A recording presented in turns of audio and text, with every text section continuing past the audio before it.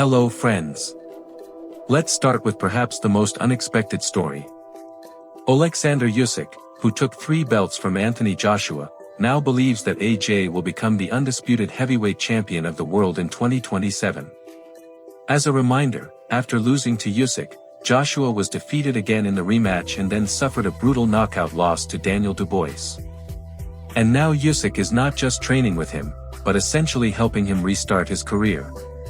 Oleksandr no longer speaks about Joshua as a former opponent. According to him, Anthony is like a big brother and a partner, not a rival.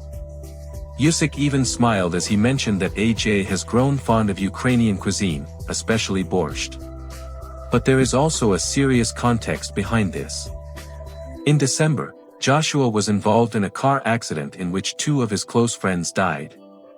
Usyk understands that he now needs to recover both physically and mentally. He says they talk every day, train morning and evening, and that he is always ready to listen to him. Then Usyk shifts into philosophy. A champion is not just someone who has titles, but someone who lives the right way, works hard, and never gives up.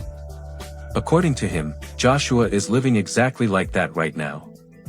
Moreover, Usyk promises that they will rewatch both of their fights, analyze the mistakes, and use that knowledge to help AJ win all the belts.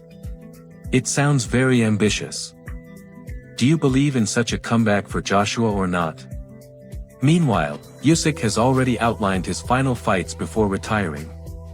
The first against Rico Verhoeven, the second against the winner of Wardley vs Dubois, and the third against Tyson Fury. But there's a nuance. Oleksandr admitted that instead of a third fight with Fury, he might choose the WBC mandatory challenger, Ajit Cabello. He clearly stated that he understands the demands of Cabello's fans but is not obligated to fight him. At the same time, he called Cabello an excellent and very intelligent fighter. And here's a question for you: what's more interesting, another fight with Fury or Cabello instead? Now to one of the main fights of the spring in Britain, Fabio Wardley vs Daniel Dubois. Peter Fury considers this fight very good and intriguing. In his opinion, Wardley is the tougher and more awkward fighter, while Dubois is a destroyer with tremendous punching power. Peter also noted that a world title greatly changes a fighter's psychology, and that could have affected Wardley as well. He praised Dubois for his fights against Hrgovic and Miller, highlighted his progress after the loss to Joe Joyce, and supported his return to Don Charles, saying the trainer puts his heart and soul into his fighters. Dillian Whyte has an even harsher view of the fight. He believes someone will definitely get stopped around the middle or later rounds. According to him, Wardley often struggles early on, as if he likes taking silly punches at the start, but then he switches on, becomes a real warrior, and can turn the fight around through sheer determination. And on April 4th, we're in for another clash, Derek Chisora vs Deontay Wilder. The previously mentioned Peter Fury sees this fight as a 50-50 matchup. According to him, Chisora needs to keep his hands high and avoid coming straight at Wilder, because he still possesses devastating power.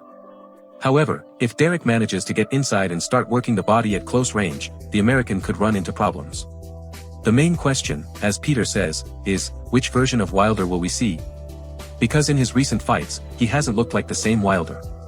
Still, Fury believes there is a chance we might see the old version of him again. Now to Moses Itauma. On March 28th, he will fight Jermaine Franklin, and Carl Froch believes this is a good step forward for the young Brit. Moreover, he is confident that Itauma will stop Franklin, likely within about 6 rounds. In Froch's opinion, Franklin is a solid mid-level fighter, while Moses is something special, very talented, fast, and a heavy puncher. However, when it comes to a potential fight between Itauma and Usyk, Dillian Whyte is much more cautious. He believes it's definitely too early for Moses right now.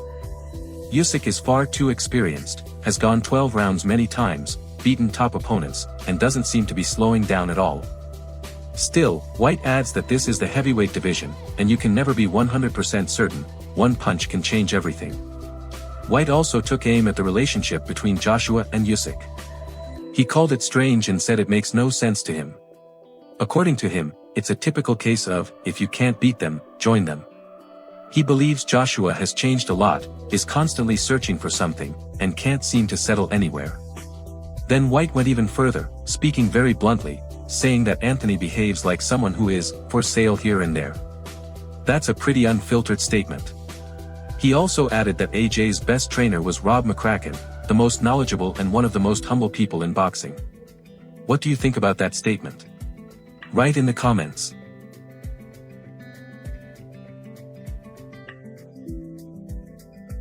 And we move on.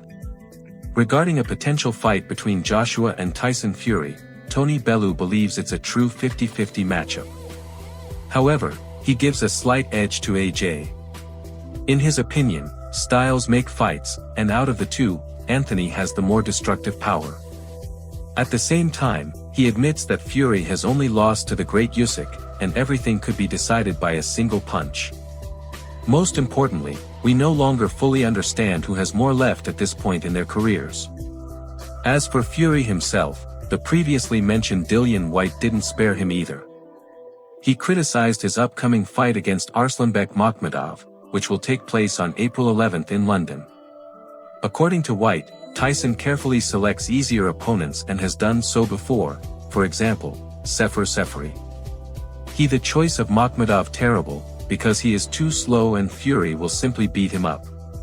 In other words, Whyte doesn't see any real intrigue in this fight. So that's the situation, friends. Usyk is planning his final fights while also promising to help Joshua become undisputed in 2027. Wardley and Dubois are set for one of the main fights of the British Spring. Chisora vs Wilder is a real lottery. Itauma is already seen as something special, but many believe it's still too early for him to face Usyk. Fury is once again being accused of choosing convenient opponents, and the boxing world continues to revolve around belts, money, and who truly runs the game.